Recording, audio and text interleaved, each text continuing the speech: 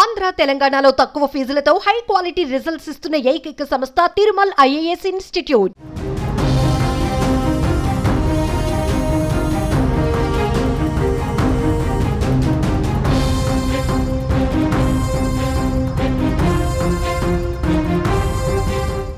తెలంగాణకు వాతావరణ శాఖ హెచ్చరికలు జారీ చేసింది. మరో 2 రోజుల పాటు రాష్ట్ర వ్యాప్తంగా పలు ప్రాంతాల్లో వర్షాలు కొనసాగుతాయని వాతావరణ కేంద్రం హెచ్చరించింది. పలు చోట్ల ఉరుములు, మెరుపులు, ఈదురుగాళ్లతో కూడిన వర్షాలు పడే అవకాశాలు ఉన్నాయని పేర్కొంది. మరికొన్ని చోట్ల తేలికపాటి నుంచి మోస్తరు వర్షాలు కురుస్తాయని తెలిపింది.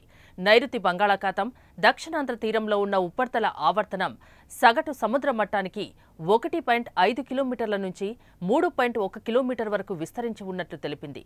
దీని ప్రభావంతో పలు జిల్లాలకు వాతావరణ శాఖ యెల్లో అలర్ట్ జారీ చేసింది.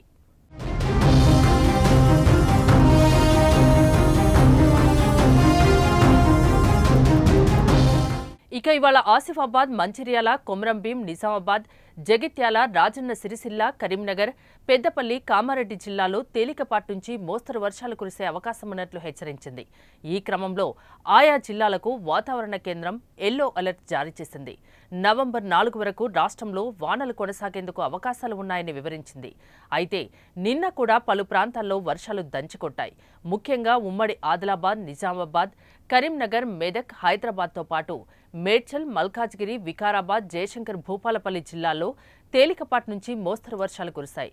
అకాల వర్షాల కారణంగా రైతులు తీవ్రంగా నష్టపోయారు. మార్కెట్ యార్డ్, రోడ్లపై రైతులు ఆరబోసిన ధాన్యం వానకు తడిసిపోయింది. మరికొందరి రైతుల ధాన్యం వర్షంలో కొట్టుకుపోయింది. 6 కాలం కష్టపడి పండించిన పంట కళ్ల ముందే కొట్టుకుపోతుంటే రైతులు దుఃఖం ఆపుకోలేక బావురమన్నారు.